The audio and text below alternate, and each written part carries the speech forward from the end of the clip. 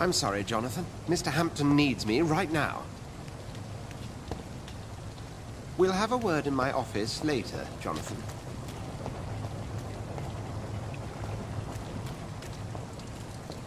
Come on, you bastard!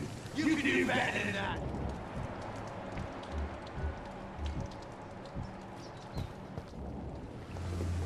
Nah, it's my turn!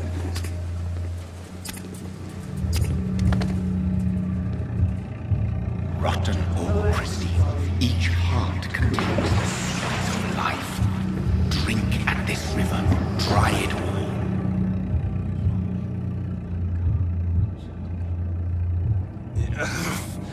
Oh, come on, you bastard! I won't bite. Sir, please. You've lost too much blood. Calm yourself. You think I didn't notice? Stop your staring and get me to an hospital, you arse!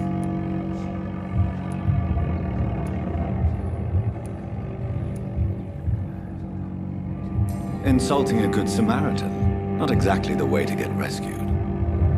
Alright, sorry. I am in pain here. Me guts are spilling out onto the street and you're yabbering on. Yes. That's a very nasty wound you've got there. Take my word, I am a doctor. Dr. Jonathan Reed. Name's Clay Cox. I'd appreciate you helping me to a better place, Doc. Follow me, Mr. Cox. Let me assist you to that better place.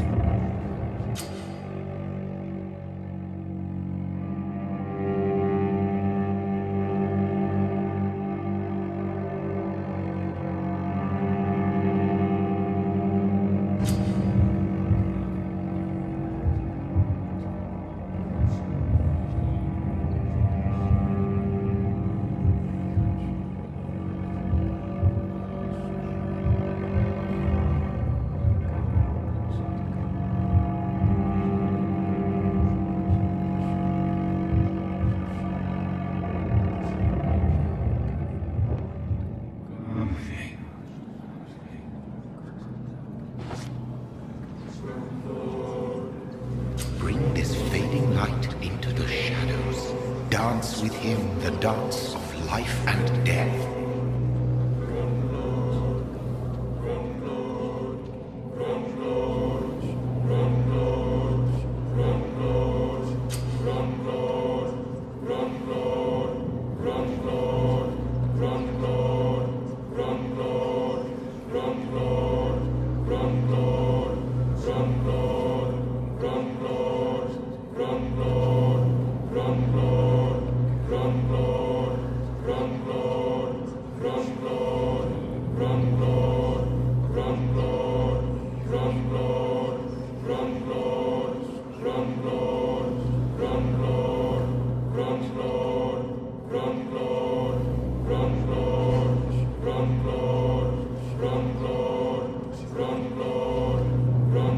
No more. Not tonight. Not like this. I will not take another life.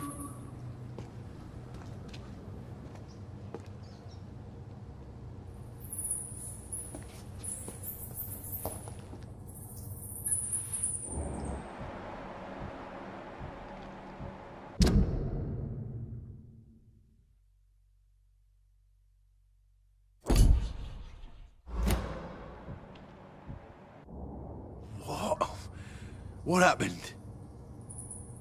Whoa, I feel giddy. Did I black out?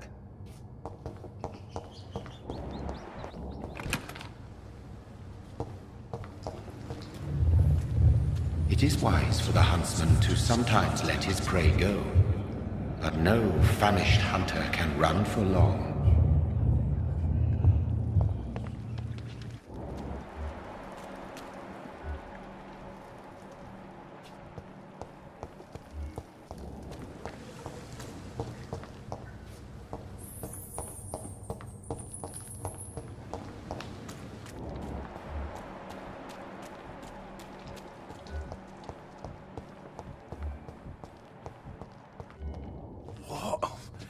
What happened?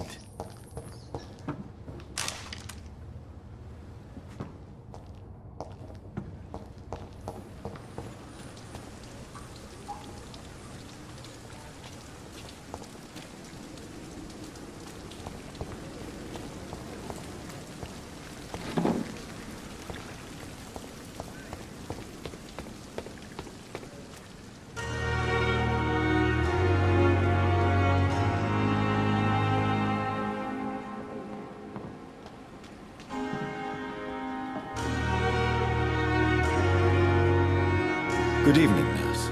I'm Dr. Jonathan Reed, the new surgeon here at the Pembroke. Dr. Swansea has already told us about you, sir. I'm Nurse Gwyneth Brannigan. Welcome to the Pembroke Hospital.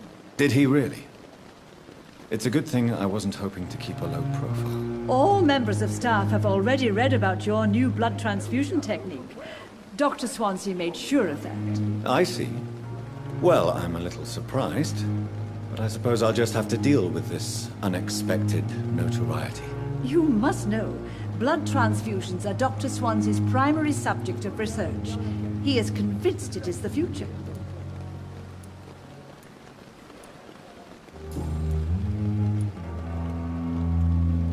How are things here? Not good, to say the least. We're struggling against an invisible enemy, more lethal than any bullet from a gun. It's hard, Doctor. An invisible enemy? Quite a poetic term for a disease, especially from a nurse. Sorry, Doctor. These last few weeks have been exhausting. We could all do with a good night's sleep. Do you think this hospital can survive the epidemic? We are all volunteers here, and we're trying to hold fast, but how do we beat an invisible killer? Some nurses have already resigned. I'm not familiar with all the staff yet. Perhaps you could help me. Brilliant professionals, most of them. Dr. Swansea has a gift for recruiting talent. Most of them. Is there a problem I should know about, nurse? It would be inappropriate for me to speak ill of a colleague.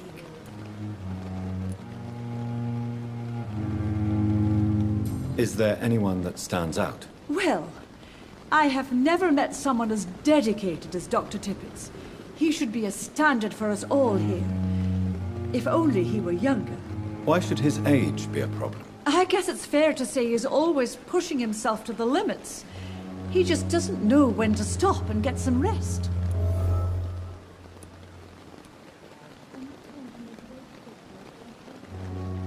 Nurse Brannigan, if you do know something, please tell me. Anything you say will be held in confidence. No. I may disagree with some conduct, but in the end, everybody is doing their best.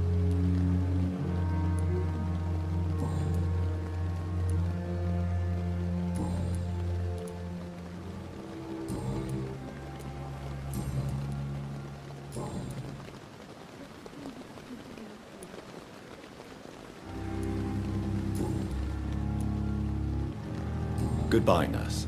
Call me if you need assistance. Good evening, Nurse Brannigan. Good evening, Doctor.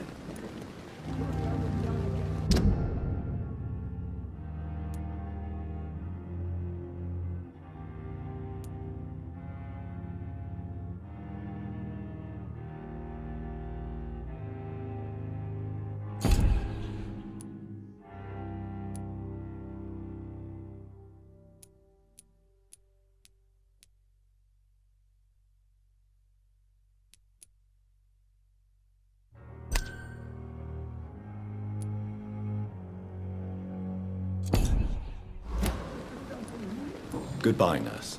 Call me if you need assistance.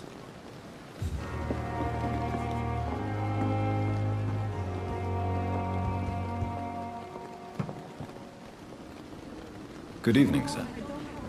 So it is true. The famous Dr. Reed has joined us. I can't think of any better news during these terrible times. Do we know each other? Actually, yes. We met once before, at the Rockefeller University in New York. Dr. Tippett, yes, I remember. I was assisting Professor Carell in his research about coronary bypasses. He had nothing but praise for you. He was also very confident about your future. And look at you now. Eminent surgeon and blood transfusion specialist.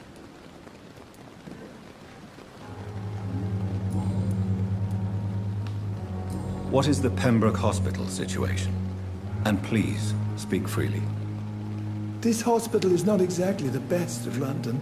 I'm sure you are used to working in a better environment.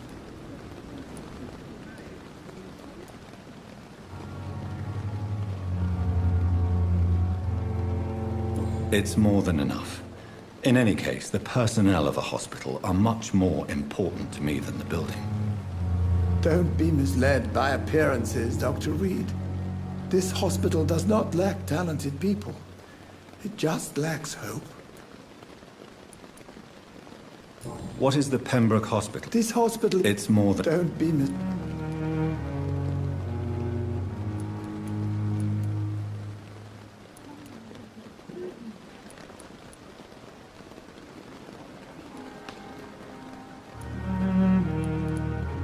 What can you tell me about the staff in the hospital? Some are really good, and others are not so good. But during this troubled period, there is no time for slander. I prefer to focus on the positive character traits. Tell me more about cherished people, then. Nurse Brannigan is a pearl. She is the most helpful and dedicated nurse I've ever worked with. A clever and cheerful woman. You really seem to admire her skills. I'll go even further. If she was a man, she would be a damn fine practitioner. Any opinion about the management? I don't always agree with Dr. Swansea's reserve, but I must admit he does all he can to keep this facility running during this crisis. Ah, yes, the burden of command. I was fed up with this concept while serving as a medical officer. Don't get me wrong. Swansea's a good administrator. I just wish he would get out of his office now and again.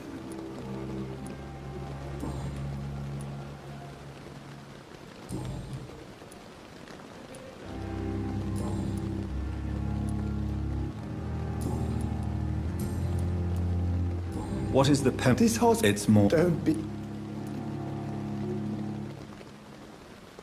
You're exhausting yourself, Corcoran. Maybe you should think about preserving your strength. No. We must keep on healing all those poor souls. We are the last rampart before chaos. Once more unto the breach.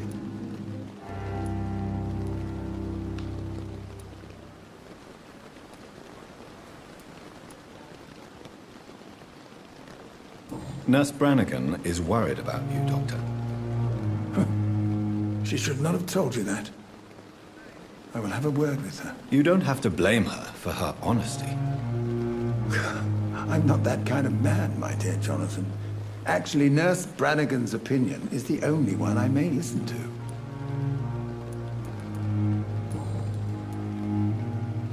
Goodbye, Dr. Tippett.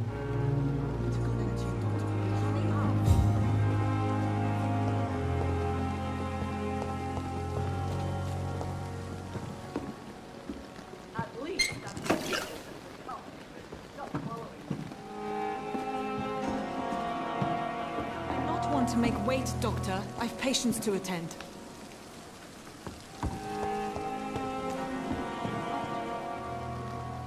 Good evening, Nurse Brannigan. Good evening, Doctor.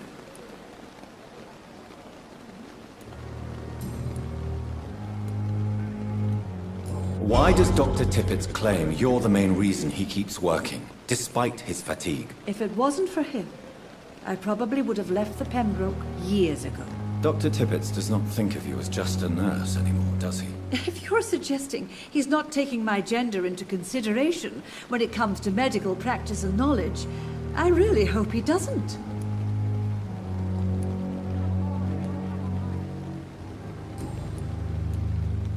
Goodbye, nurse.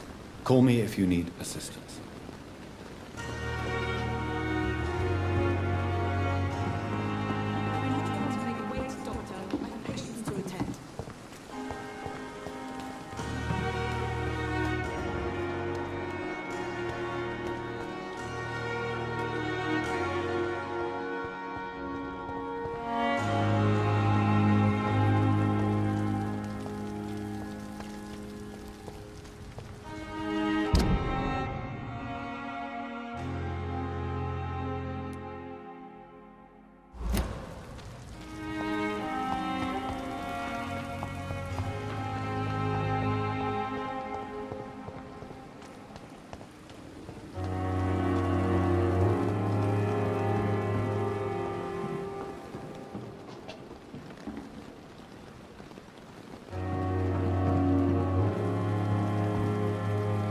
Doctor, where have you been? I've little time to play hide and seek with new staff members, no matter how illustrious they may be. I found a wounded man by the docks. He answers to the name of Clay Cox. He requires urgent medical attention. Already making the rounds? That's the Pembroke spirit. I'll ask our porter, Milton, to bring him back immediately. Thank you, nurse. What can I do for you? Dr. Swansea insisted we provide you a quiet office. You'll find it on the second floor with your name on the door. Thank you. Nurse Crane, isn't it? Yes, Dorothy Crane. Welcome to Pembroke Hospital, Dr. Reed. Your office has been prepared. I would like to ask a few questions first.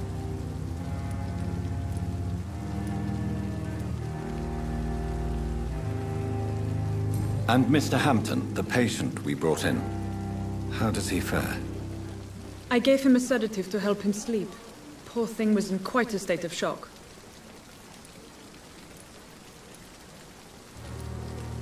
What kind of man is Dr. Swansea? Well, you accepted the job from him. I thought you would have known about your employer.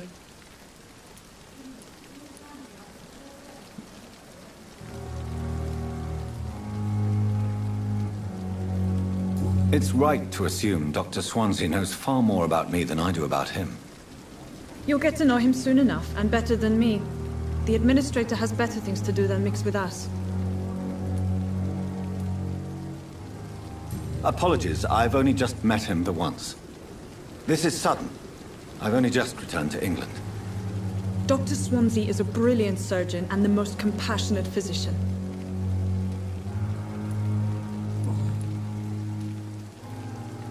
If you could point me in the direction of my room again, nurse. Second floor of the hospital, left after the stairs. It's the last vacant office at the end of the corridor. Thank you, Nurse Crane.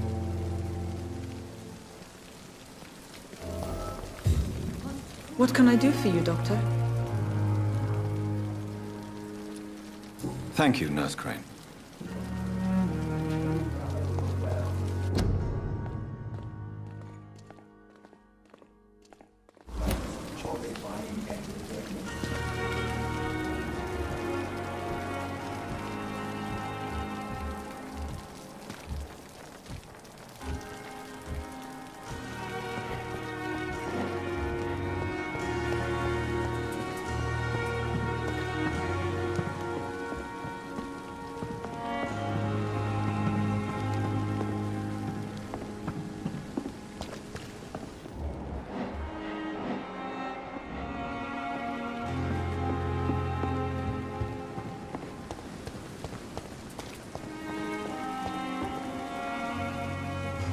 Good evening, sir.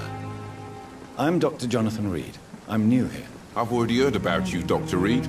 I'm Milton Hooks, the ambulance driver for this shithole of a hospital. That's quite a blunt introduction, Mr. Hooks. You can call me Milton. I like to speak my mind, Dr. Reed. Perk of the job. Don't judge me, and I won't judge you. I'm not sure I understand what you're talking about. Well, I'm no doctor, but I'm pretty sure a gun can't be used as a surgical instrument. You have a keen eye. I learned to shoot during the war, and have carried one ever since. Old habits die hard. No need to explain, Dr. Reed. And if you ever need a better gun, remember, I may have something for you.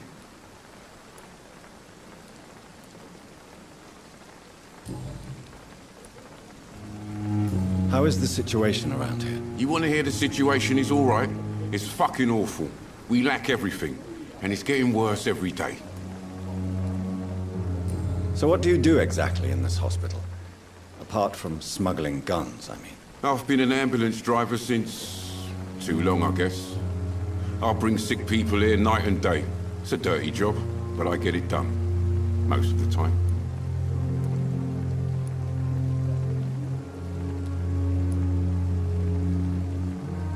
It sounds like things have been a bit rough recently.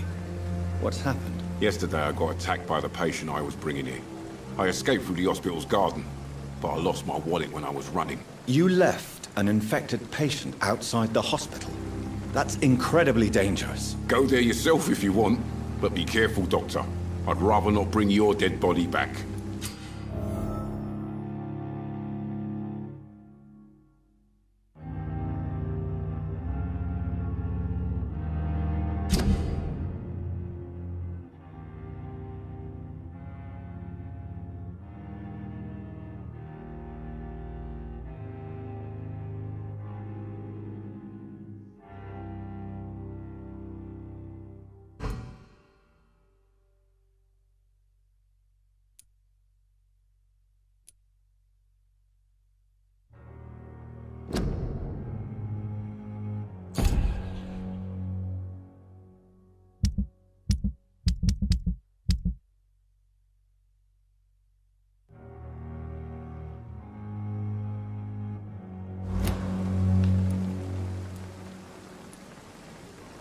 Since you're on the front line, how is the sanitary situation in this vicinity? It's a complete disaster.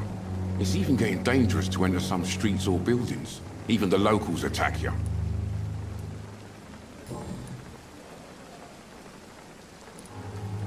Are you really smuggling weapons through the hospital? And why not?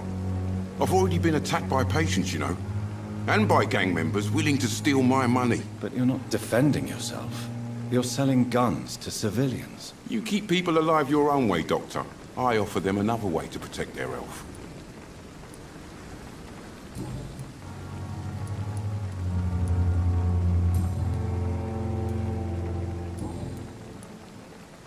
I'd like to see your goods. Wise choice, Dr. Reed. A reliable gun is what everybody needs these days.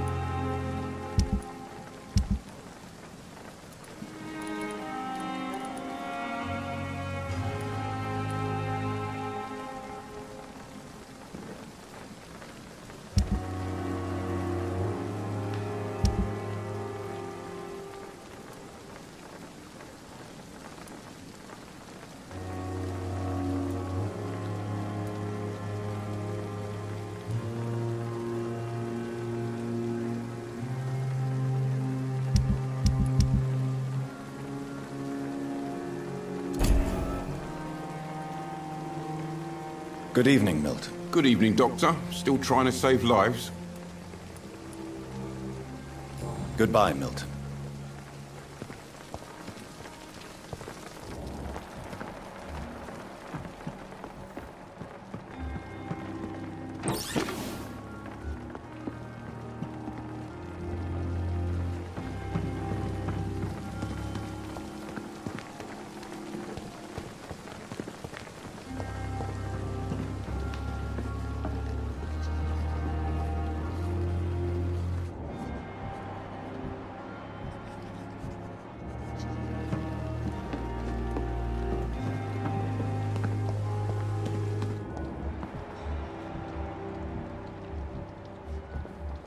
Patients are not fools. They know we are overwhelmed by this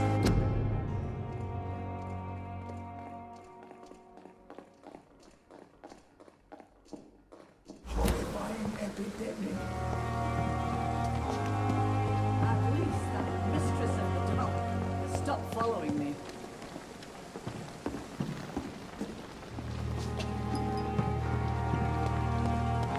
Dr. Swansea is right. This place seems perfect to conduct my research.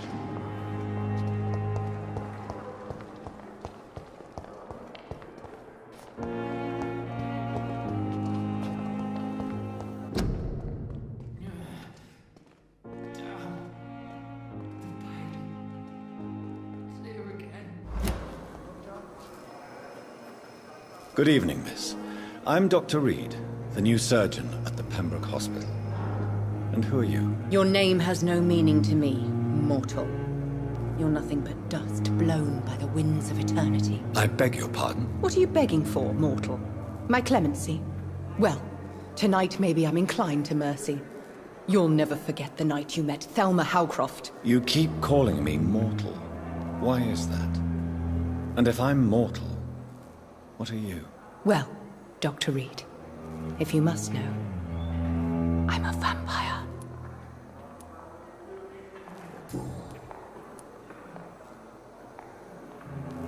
And why do you believe you're a vampire? I don't need to believe anything. It is what I am. It is what I feel within this hollow shell of flesh. Please, describe to me how you feel.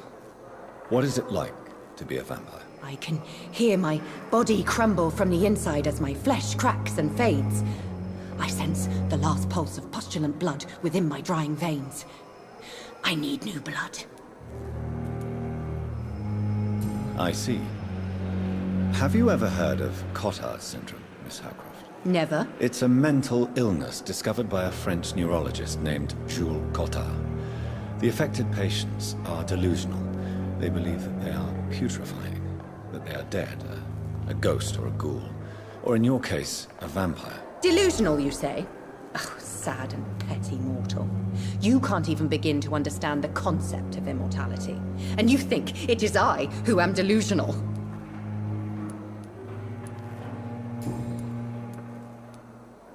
I'm assuming you must be a patient here. Am I right, Miss Howcroft? It's only a cover. To hide from my enemies. I can leave whenever I want. As a woman, a spirit, fog, or bat. Who are these enemies you mentioned? Can you describe them? I cannot say for sure. But I sense their eyes on me from nearby. I feel them watching me every time I visit the garden near the morgue. The staff here are not your enemy. They're here to help you, to care for you. I'm not speaking of the doctors in white.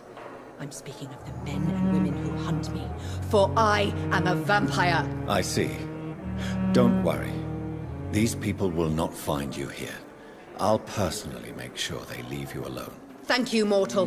But do not interfere with them, for you are no match for those that hunt me.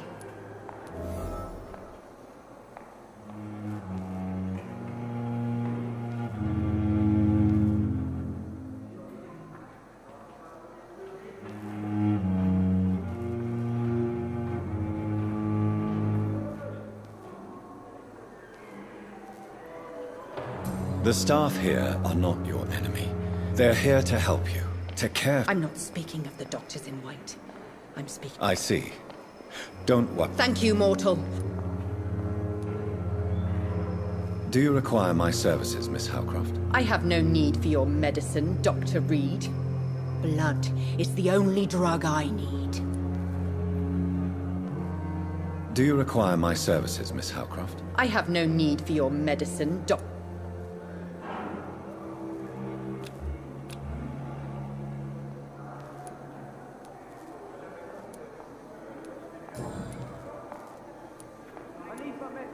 I'm assuming you must be a patient here. It's only a cover.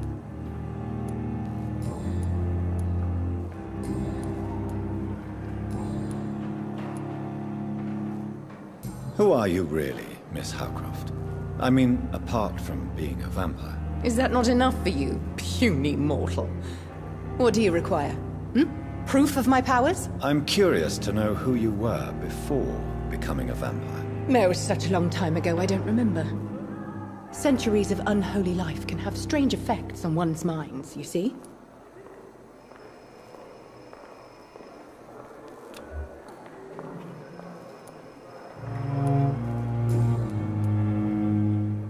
I'll leave you, Mistress of the Dark, to your nocturnal activities.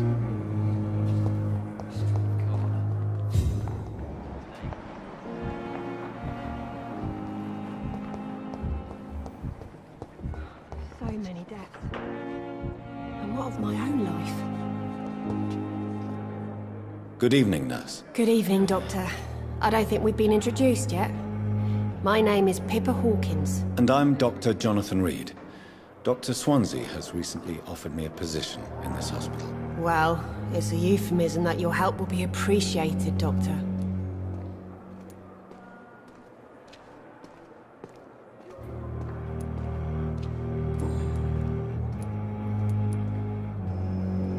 How would you describe the situation at the Pembroke Hospital? It's serious. The flu is wreaking havoc amongst the staff and patients. We are running out of everything.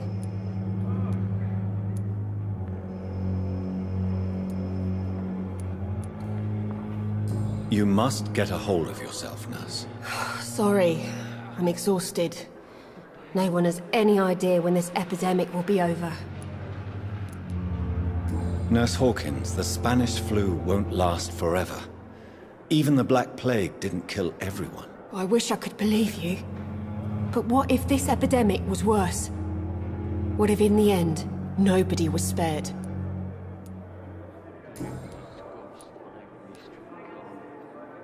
How long have you been a nurse? Or long enough to see that the epidemic is winning. And no matter how qualified you are, don't tell me you'll change that.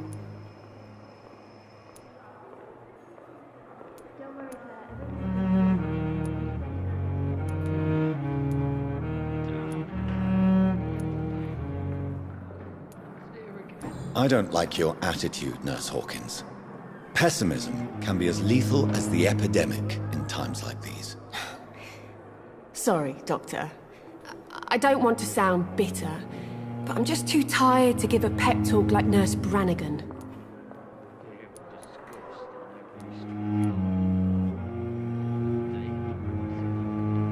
How is the Pembroke staff coping with the epidemic? Well, not well. Milton, the ambulance driver, is even more grumpy than usual, especially concerning doctors. Why is Milton grumpy on a daily basis? Is it just an act? Milton's not the kind of man who's bothered about a bad reputation, whether he deserved it or not.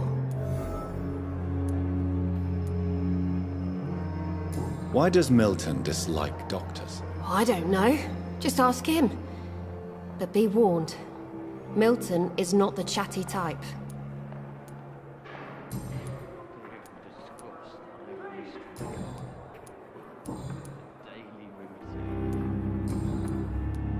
Goodbye, Nurse Hawkins.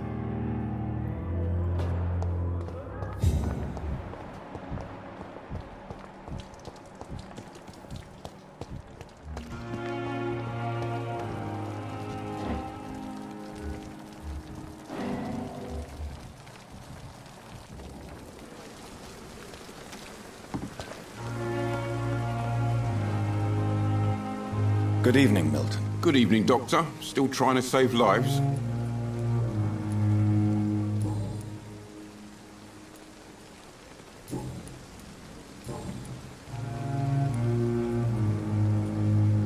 Why do you have such a mediocre reputation among your colleagues, Milton? Fuck them. Nobody knows the horrors I've seen since working here. This city was sick long before the epidemic, Dr. Reed. I know it's a difficult task, but correct me if I'm wrong. Is this not the job you are paid to do? I've seen babies left to die while their brothers were properly fed. Underage girls and boys sold to all manner of perverts. I'm sorry, I don't know what to say. Yeah, exactly. We lack words. So excuse me if I don't look on the bright side of life.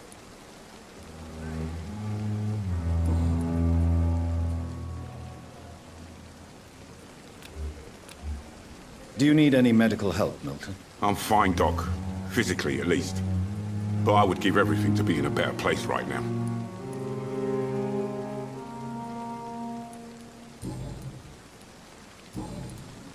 Goodbye, Milton.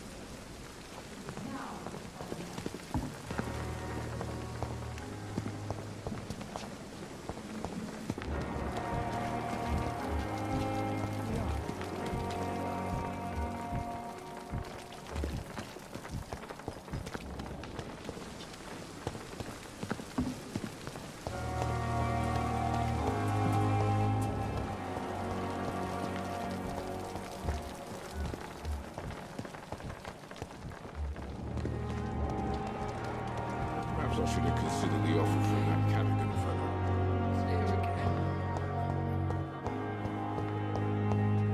I wonder what your last thoughts would be, sir. Good evening, sir. Can I help you? Unless you're here to fix my face. No. I don't think you can help me. I'm Dr. Reed. I've recently taken the position of head surgeon here. War injuries, am I right? You guessed right, Doctor. German shell took my pretty little mug right off. But they still call me Thomas Elwood. Time has lost its effect on me, but the suffering continues. How is your stay with us, Mr. Elwood? Oh, it's bliss. I just escaped death in the trenches to be surrounded again by the moans of the dying. Can I ask you precisely why you're a patient here? It's the pain, sir. The drugs don't work. It just hurts under the scars, if you get my drift.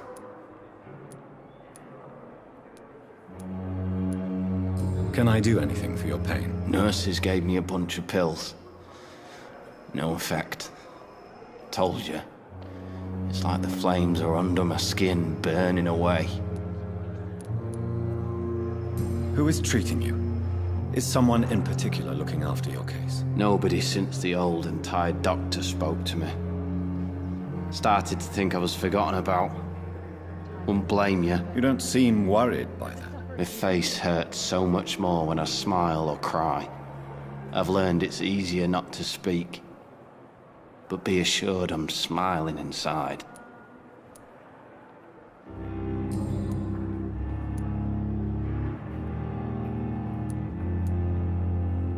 How is your stay with us, Mr. Elwood? Oh, it's bliss. It's the pain.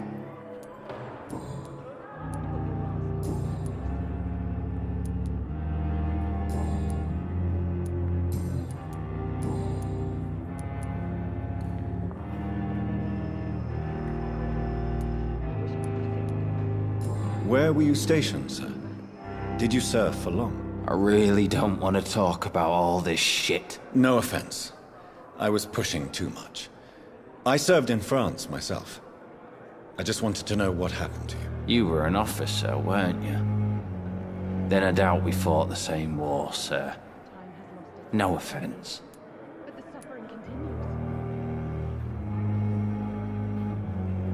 How close are you to Miss Horcroft?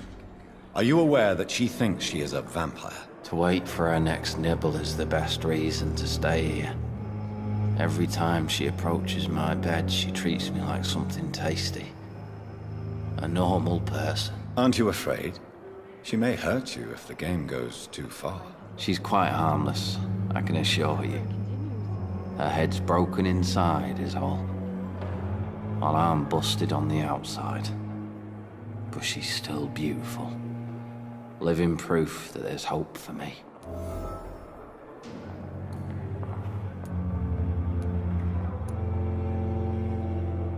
So do you let her bite you?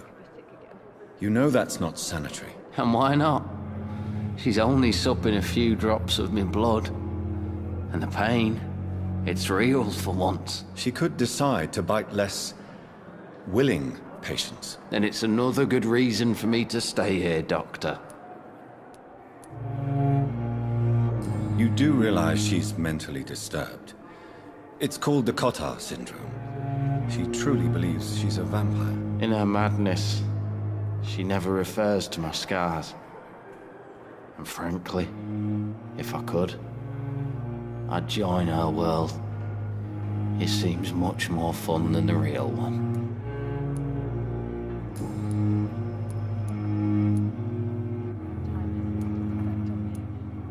How close are you to Miss Horcroft? To wait for her next nibble is... Aren't you a... She's quite...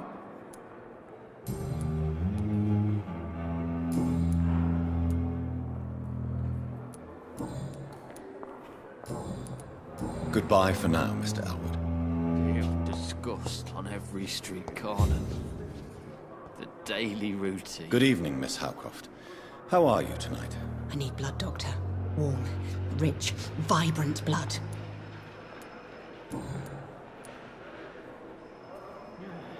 Tell me, Thelma, why do you feel so attached to Mr. Elwood? Why him? I'm not sure, Doctor. I think we have a bond of some sort. We've both suffered so much. He's the only mortal I find interesting.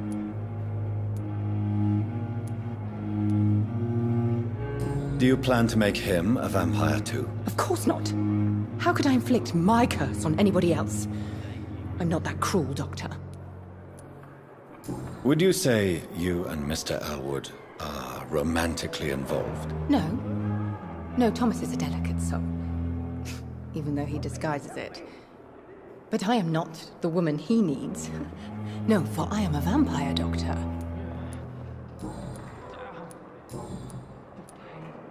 I'll leave you, Mistress of the Dark, to your nocturnal activities. Time has lost its effect on me, but the suffering continues. Good evening, Mr. Elwood. Evening, Dr. Reed. Soldier, do you need assistance? I'm fine. Just do something for this pain, will you? That's all I'm asking.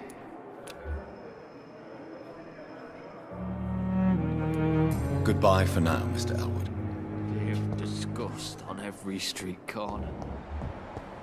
The daily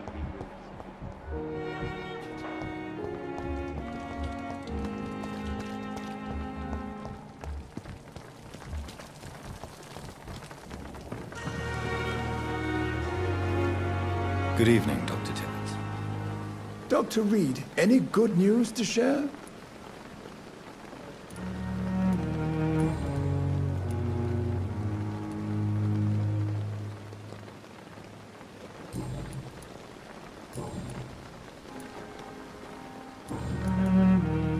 Goodbye, Dr. Tibbets.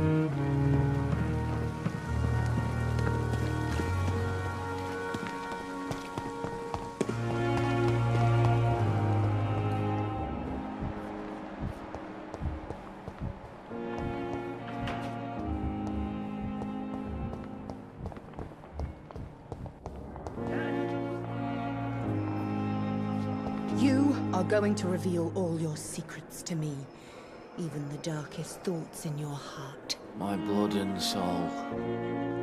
They belong to you now. The life running in your veins. This dead flesh needs it. Oh, please spare me, Dark Queen. Spare your obedient slave.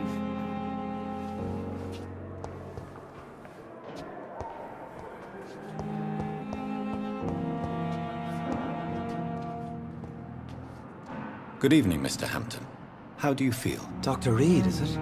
Oh, sir, I must apologize for my behavior. What do you mean? I was not myself in the factory.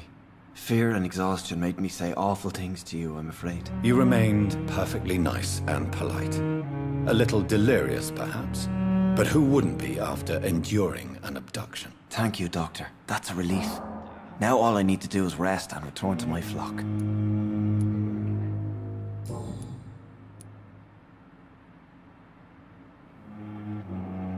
How did you end up in William Bishop's den? I had received alarming news about his recent behavior.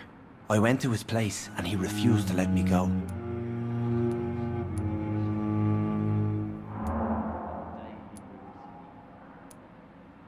Why did he abduct you? William was an alcoholic. His addiction suddenly changed to blood.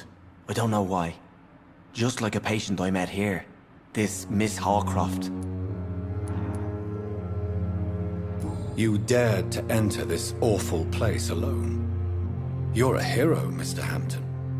Or a fool. I'm just a man trying to help his friends, Dr. Reed. William Bishop was a conflicted soul, searching for light.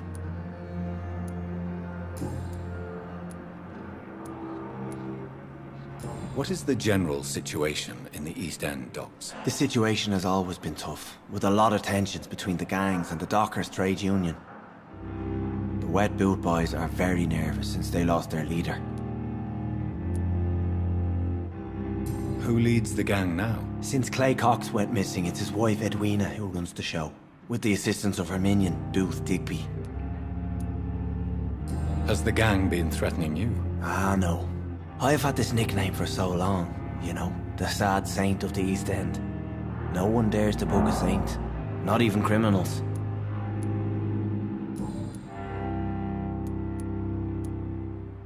Do you know Tom Watts, the bartender from the Turtle? I met him before I found you in the canning factory. Tom? Yes, of course. Always the helping hand, good old Tom. Without men like him, corruption and despair would have wiped out the East End long ago.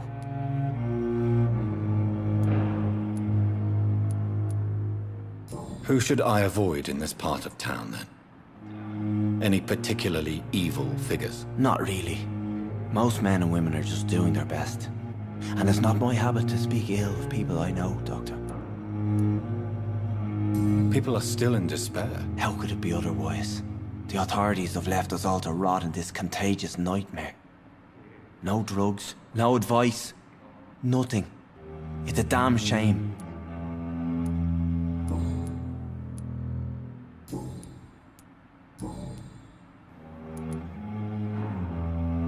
What do you do for a living, Mr. Hampton? I can't help but notice the cross around your neck. I manage a night asylum for the poor and homeless of the docks. And I try to guide the lost and hesitant on the right path to our Lord.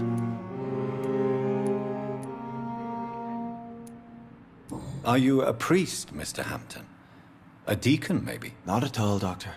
I'm just a man of faith willing to preach the good word. Why didn't you use your cross against William Bishop? To repel him somehow? That's a very strange question, Doctor. A cross is no magical token, if that's what you were trying to say. Not mine, anyway.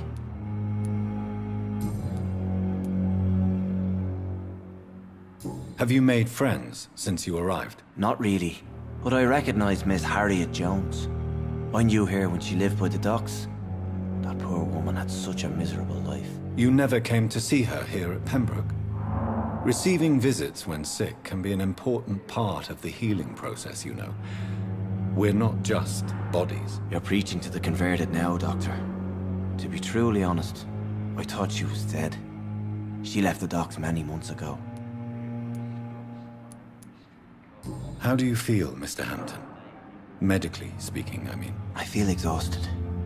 Beyond exhaustion, actually. William drank so much of my blood in his madness. I feel empty.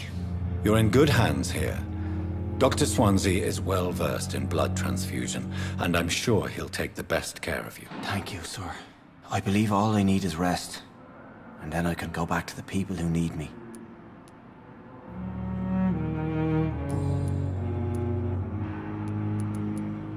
Goodbye, Mr. Hampton. We'll talk again later. It's locked.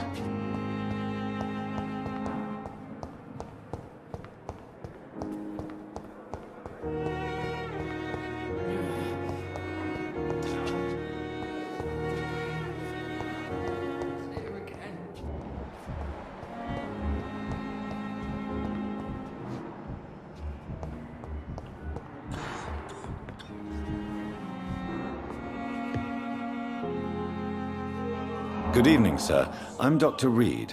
I believe we're going to be colleagues. Reed? Yes, I've been informed about your arrival. I'm Waverly Ackroyd. Welcome aboard, I suppose. Does my arrival inconvenience you in some way, Dr. Ackroyd? Let us just say that I don't particularly share Dr. Swansea's enthusiasm for hiring you. What we need here are reliable professionals, not overrated dabblers.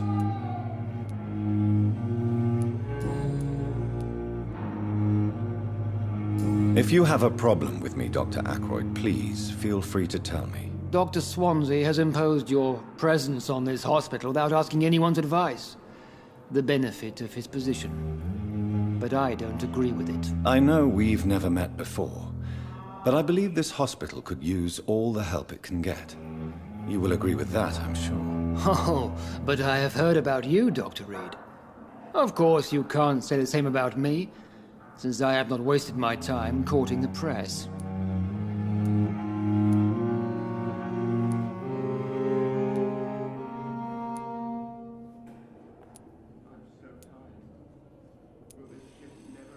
There is no need for such animosity between us.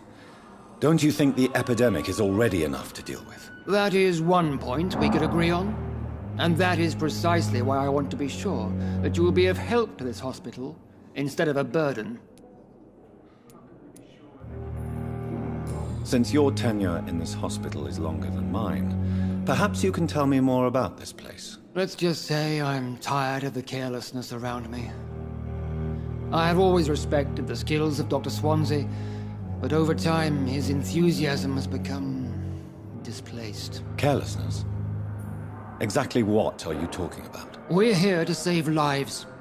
The people who trust us are not volunteering for experimentation. They're here to be healed. I don't intend to run any radical experiments, Doctor.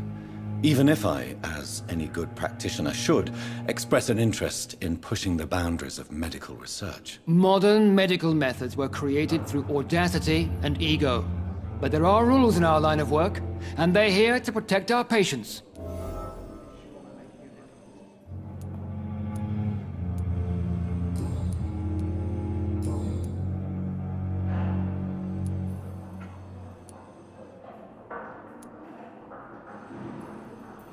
I don't know what you've heard about me, but I have already proved my value as a practitioner. I don't question your skills, Dr. Reed, but your motive. Is it money, fame, or are you truly dedicated? And what exactly is that supposed to mean? I served in the war just like you. But unlike you, I did not use the wounded to play the modern sorcerer. Be careful what you insinuate, Dr. Ackroyd. I only want you to admit you used those men to improve your theories.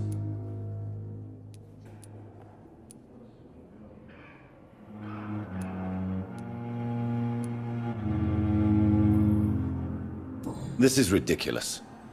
My blood transfusion technique saved many lives, and you know it. You see? That is exactly what I hate about people like you. You avoid this kind of accusation instead of facing reality.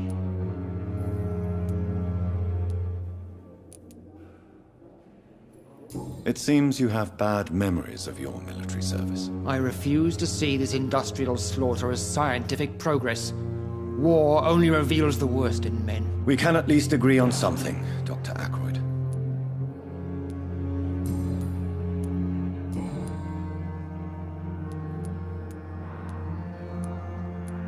If you have a problem... Doctors... I know.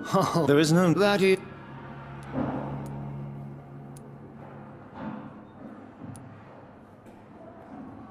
Since your Let's just... carelessness... We're here... I don't...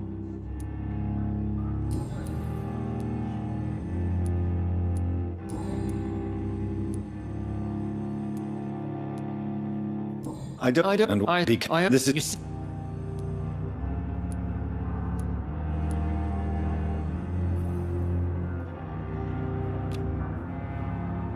Do you need my assistance? Not at all. I'm sure that you are used to gaining people's trust with your impressive skills. Well, it will not be the case with me.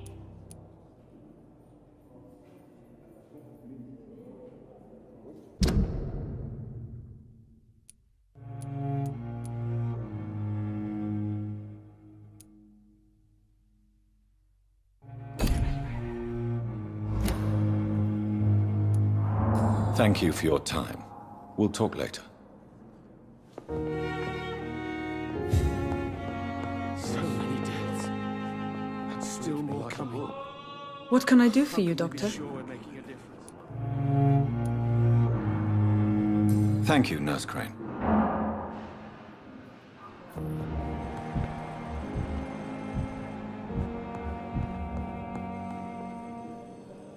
Good evening, Doctor. I believe we're going to be working together. Dr. Reed. Dr. Swansea informed us of your arrival, but I could not dare to believe we'd have such good fortune. Such an honor, sir. Thank you. And you are? I am Thoreau Strickland, Dr. Thoreau Strickland. I'm a great admirer of your work, Dr. Reed.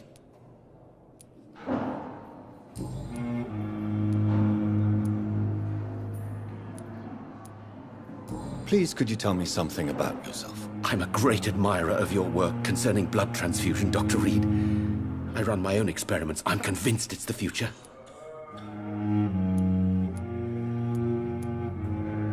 What made you choose to be a doctor? I'm not ashamed to admit you and your work have inspired me. I am honored to have the opportunity to work by your side.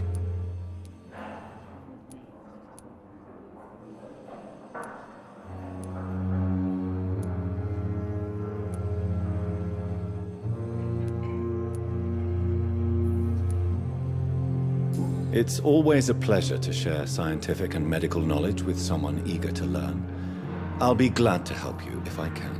This epidemic may be the century's most terrible disaster, but I'm convinced that we, as doctors, are the only ones able to defeat it. I based my technique on my mentor's research. He helped me perfect my method. What is yours? I'd rather not talk about it. For now, it's just theories and first approach. My process is purely experimental and unsuccessful. As long as you're cautious and methodical, you may remain empty-handed, but you won't fail. You're not the first one to warn me, but I am convinced knowledge is the main weapon against the ravages of this epidemic.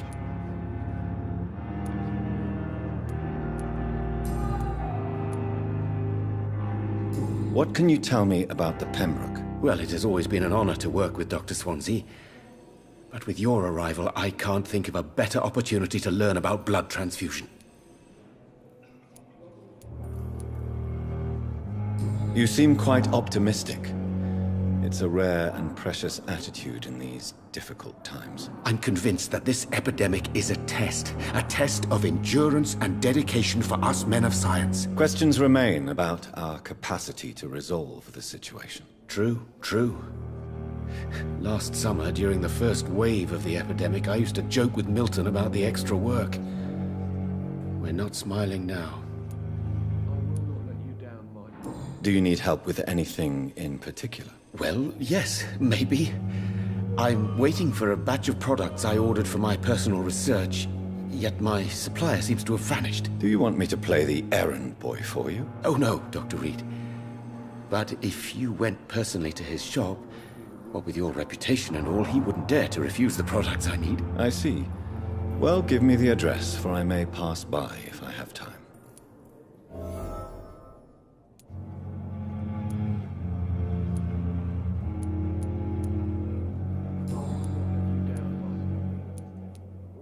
What do you think of Dr. Ackroyd's aversion to modern medical methods? It's a shame he's so narrow-minded.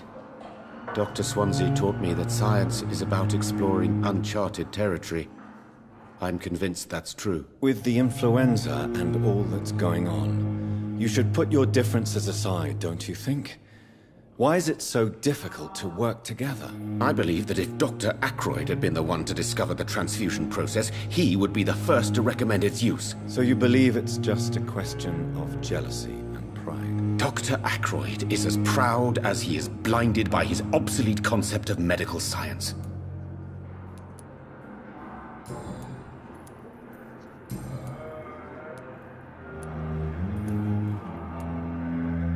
Tell me more about your willingness to experiment with new medical techniques. Harvey Fiddick is a patient suffering from a severe injury that could cripple him if not treated correctly.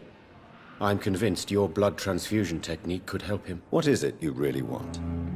To save him, or to prove your point? Fair question. I want nothing but to save my patient, Dr. Reed. Especially since I know Mr. Fiddick's story.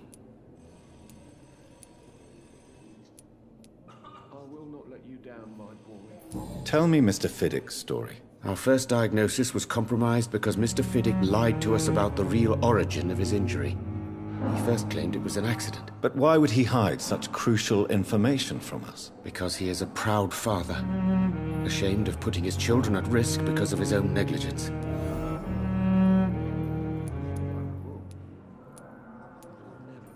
This personal involvement could also appear to be a lack of impartiality.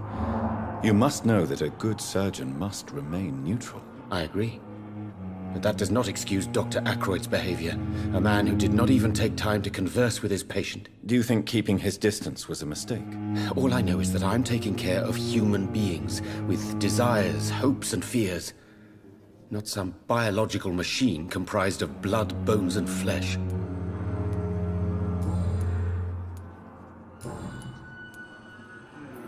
Goodbye, Dr. Strickland.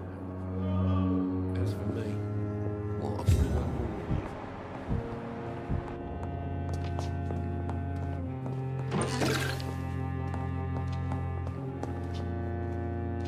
Good evening, sir. I'm Dr. Reed. May I help you? I don't know if a third opinion is needed. Your colleagues are already arguing about my condition. I see. Would you mind telling me more about your situation? I'm Harvey Fiddick. All I want is to get me bloody arm fixed properly.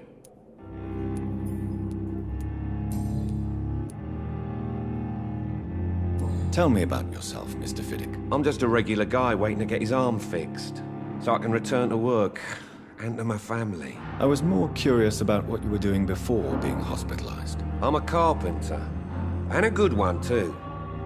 But that means I need both arms to feed my family, Dr. Reed.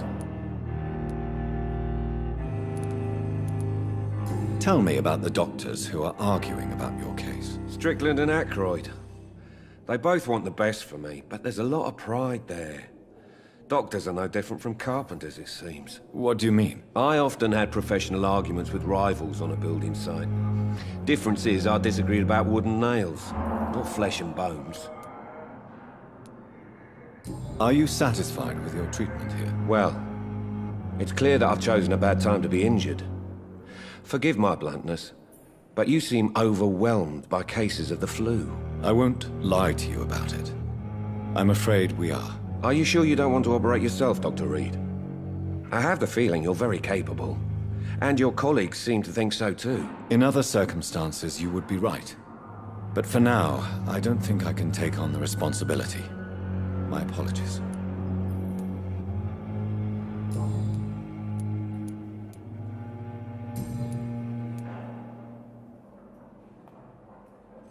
Tell me about your injury, Harvey. Why do you feel so guilty about it? My wife died because of me. And now I may lose everything because I've been careless enough to hurt myself. What an arsehole.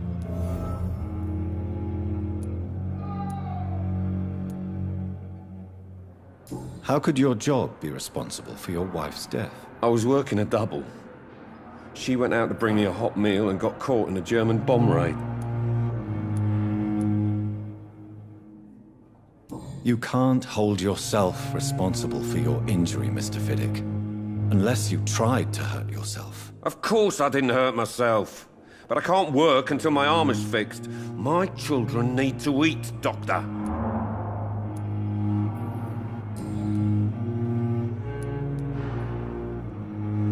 Tell me more about the death of your wife, Harvey. 1915. I was in the army. Building workshops for the Royal Flying Corps. Helen was happy I wasn't sent to the front. What happened? The Germans sent Zeppelins to bomb the construction site, but they missed their target. My wife was bringing my dinner when the bombs fell.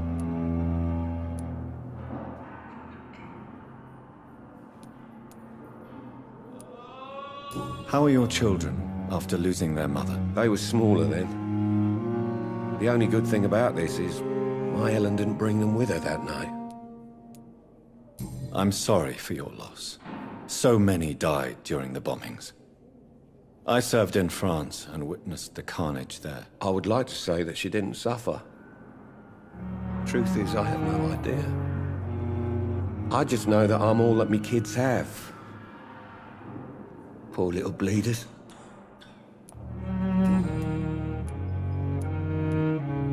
Is there anything else that's bothering you? Can I help in any way? I'm all right.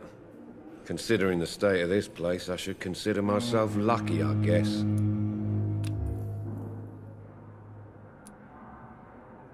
Goodbye for now, Mr. Fiddick. I'll see you later. My sweet girl. Reads me like a book. I never could keep it.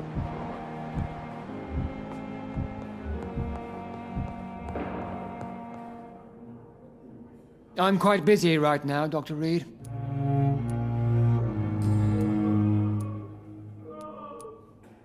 Tell me, Waverly, what do you think of Dr. Strickland's enthusiasm for his experimental research? Strickland is playing with his patients' lives for pride and glory. Now that, sir, is unethical. Are you thinking about something in particular? Harvey Fiddick needs delicate surgery. I believe we should stick to the usual procedure, but my young colleague obviously disagrees.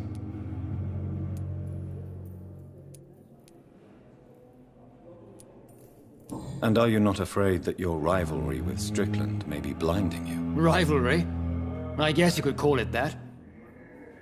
But I will never be childish enough to let my personal feelings affect my judgment. Why do you wish to lead this surgery? I strongly believe that Mr. Fiddick should not be butchered to test an unproven procedure.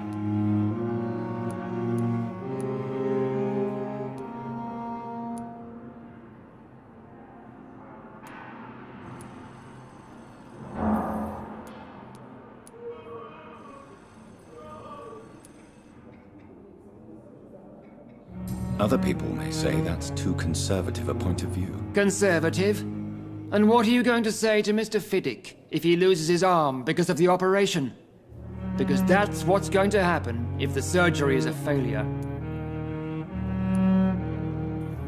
Why do you wish to leave? I strongly believe that Mr. Fiddick should not be butchered to test an unproven procedure. Other people may say that's too conservative a point of view. Conservative?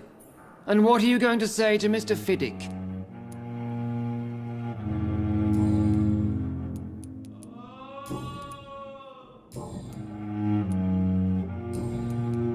Thank you for your time. We'll talk later.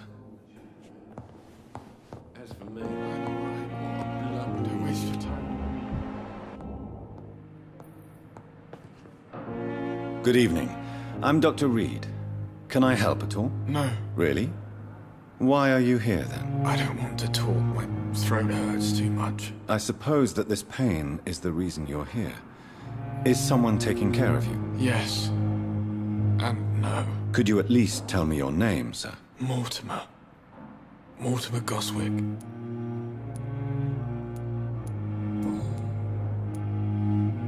How painful is your throat, Mr. Goswick? So painful I'd rather not talk at all, Doctor. I'm sure you realize a doctor and his patient have to communicate, sir. Would it help if I gave you some paper and a pen? Not really. I see. Then maybe it's not just your throat that hurts, Mr. Goswick. Perhaps your sore throat is just the consequence of something more hurtful. Yes, maybe. But I don't want to talk or even write about it now. How painful is your throat, Mr. Goswick? So painful I'd rather not talk at all, Doctor. I'll let you get some rest, then. I'm all right. Don't waste your time with me. Good evening, Mr. Goswick. How are you? I'm okay.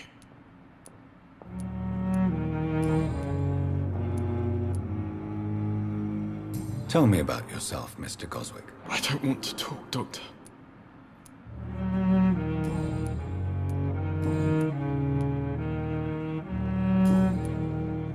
Do you need any help? I'm afraid I may, sir. I don't mean to be a burden.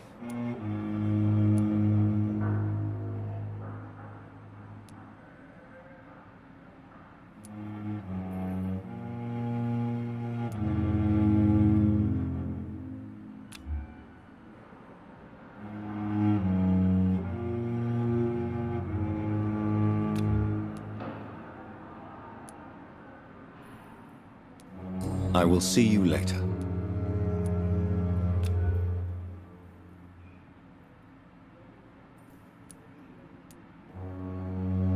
I have to go now, sir. But don't hesitate to contact me if you need any help. I'm all right. Don't waste your time with me. Good evening, madam. Can I help you? It's my son who needs you, sir. I'm Dr. Jonathan Reed. How can I help your son? I'm Beatrice Goswick, mother of Mortimer Goswick. Could you check on him, please, Dr. Reed? I've heard much of your talents as a physician.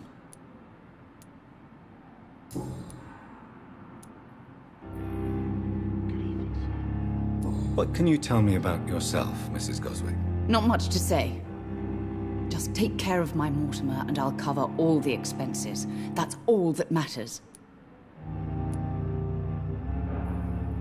Are you really that rich? Most of the patients here are of a more humble origin, if I may say so. Yes, thanks to my husband. May he rest in peace. I can cover any needed medical expenses. May I ask if you have an occupation, Mrs. Goswick? I'm a teacher by profession. I teach young women who are more ambitious about their futures than their families.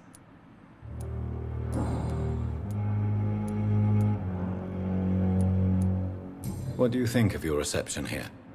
Any complaints? I have had the uttermost reservations about this hospital since we arrived. But we had no other choice, considering the state of emergency. Is there something in particular that's bothering you? Some of the staff were not especially welcoming. I suspect they're not accustomed to dealing with patients of such social standing.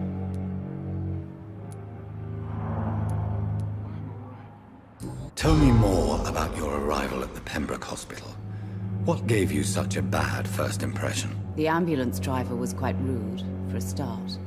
And that nurse, Miss Hawkins, seems to have quite a dubious attitude. What do you mean? She managed to secure a bed for my son despite the epidemic. It was a relief, but it wasn't cheap.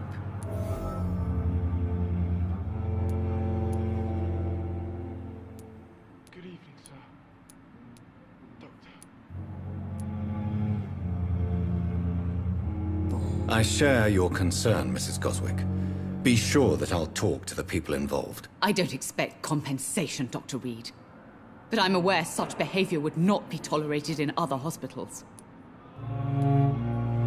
She charged you for a bed? Yes, and I paid without question, considering the urgency of the situation.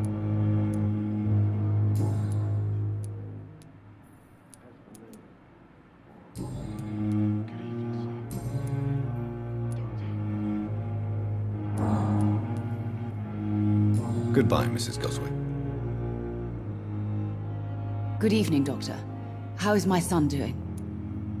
Do you require medical attention as well, Mrs. Goswick? I have other concerns right now, Doctor. But I'm fine, thank you. Goodbye, Mrs. Goswick. Don't waste your time with me.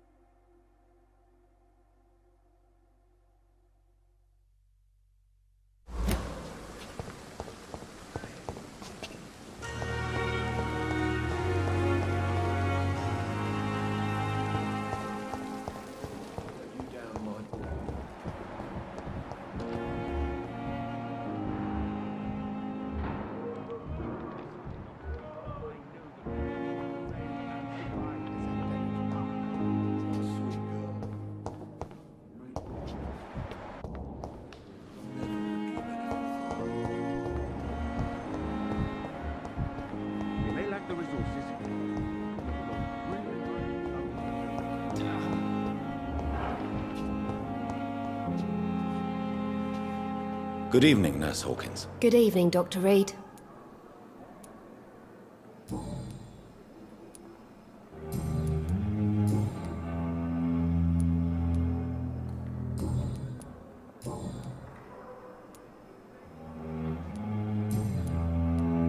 Goodbye, Nurse Hawkins.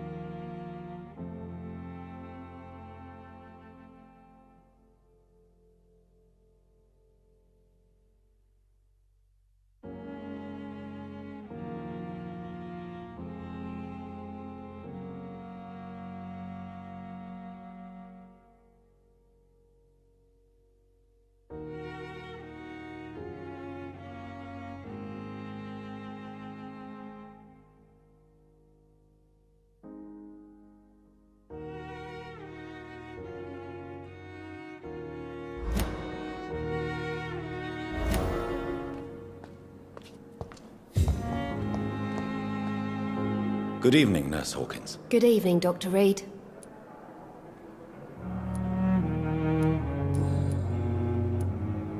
Pepper, are you sure you want to leave this hospital? To become a nurse was a little girl's dream. But in the end, I don't feel that useful. I want more. I want to make things change.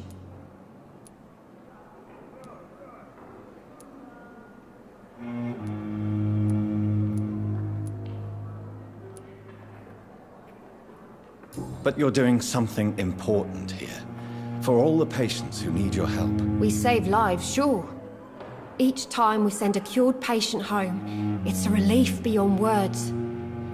But since the epidemic, I feel so powerless.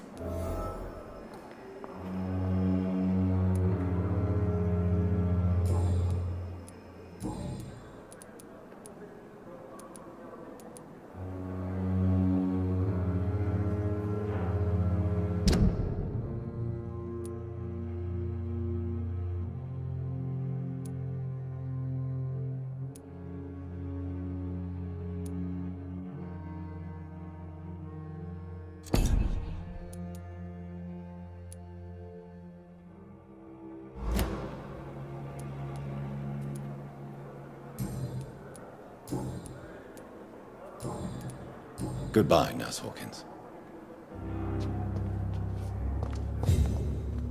It's locked. It's locked, all right.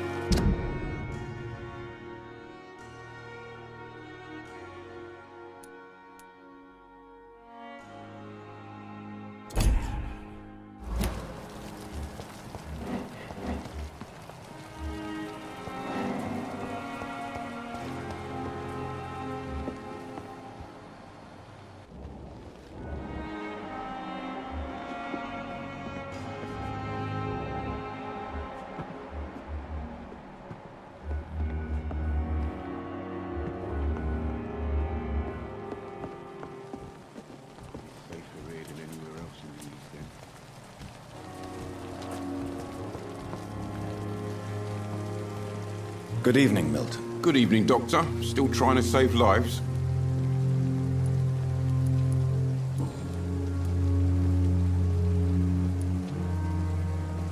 Do you know that Nurse Hawkins is thinking of leaving the hospital? That's not a surprise. We've talked about it already. Does it not bother you? Sometimes I think she may be right. We should run away while we can. Question is, where can we go? Where is it safe?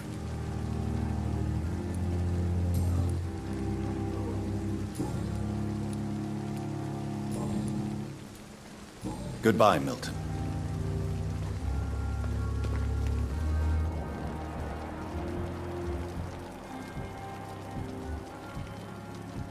It's safer here than anywhere else in the East End.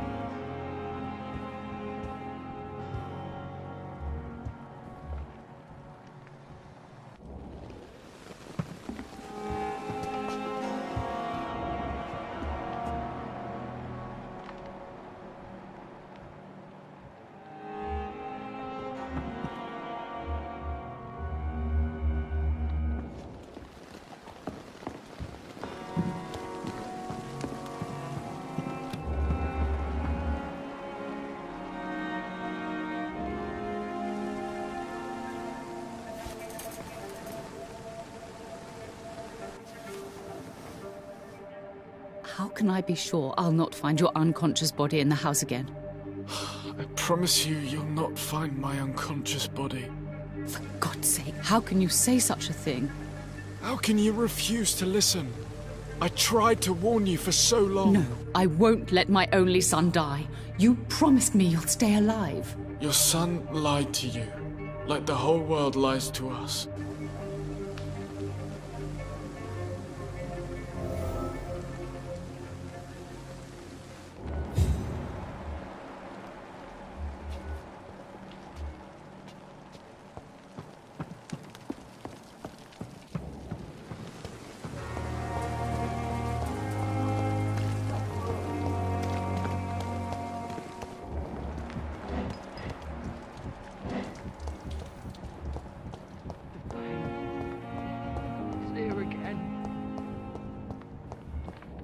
It's locked, all right.